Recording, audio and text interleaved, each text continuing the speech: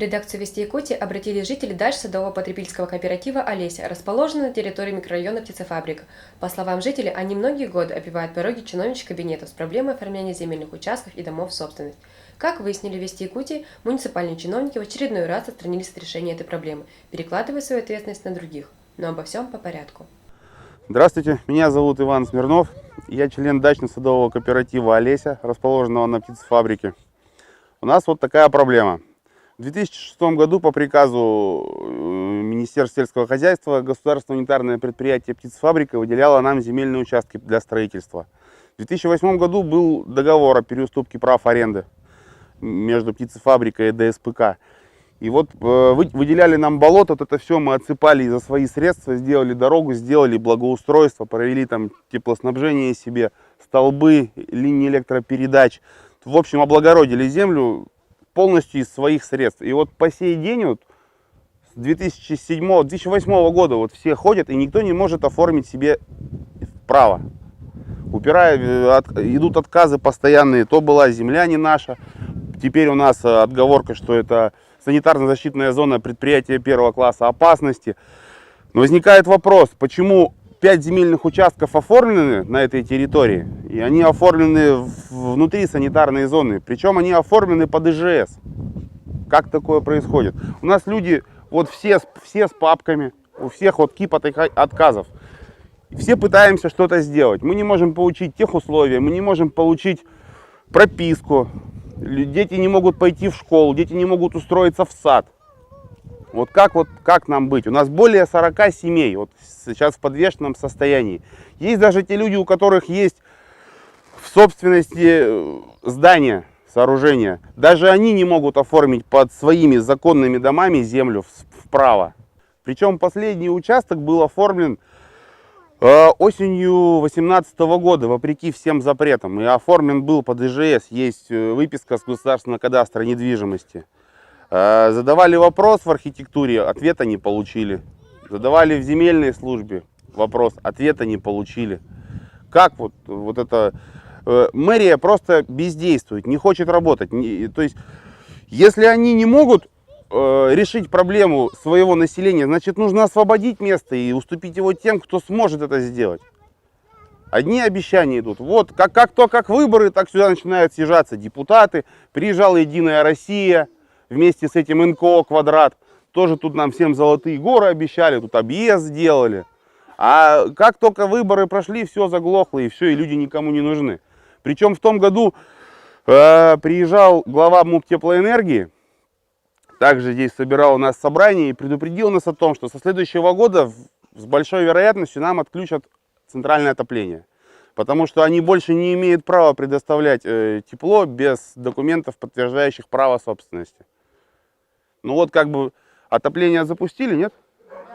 Ну вот сейчас пока отопление запустили, но что будет дальше, непонятно. Меня зовут Зацепина Татьяна Владимировна.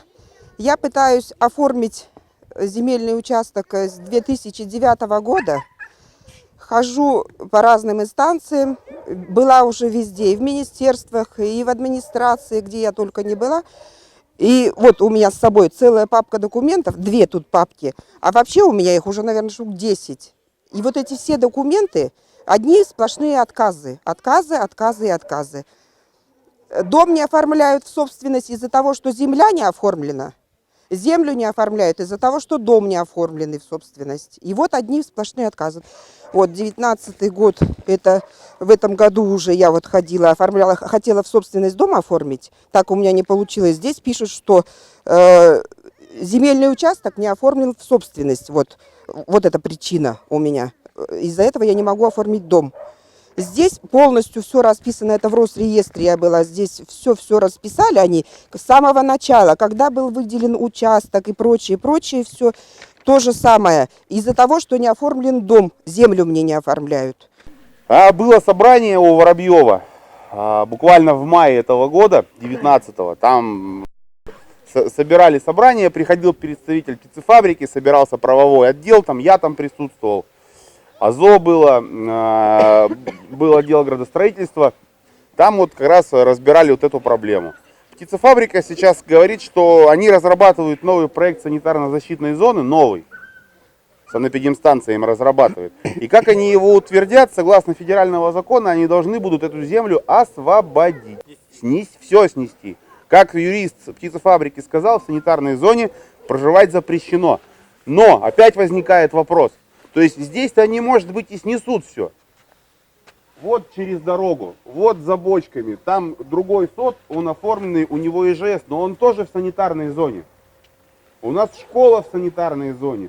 У нас садик в санитарной зоне. У нас вот 6-й дом, 7-й дом, вон двухэтажки деревянные. Они тоже все в санитарной зоне.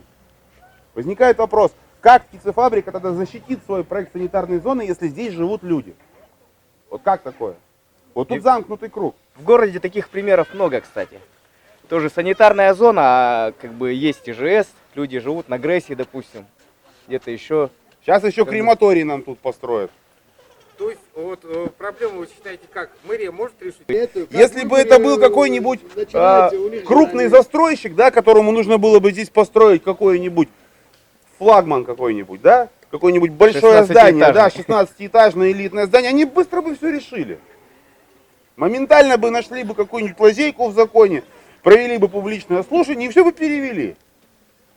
Мы просто им не нужны. Да, У нас тут что тут, кучка 40 семей на фоне города, у них других проблем достаточно. Но самое главное, люди, мы сами, вот те, которые так у люди нас же строятся, дети, да, инвалиды. они сами своими силами решают свои жилищные Ни копейки у города здесь не просим. Каждый год отсыпаем вот дорогу. Дорогу все за свой счет. Все. Все делаем сами, ни у кого ничего не И просим. город Только там дайте землю. навстречу не Только идет. дайте землю.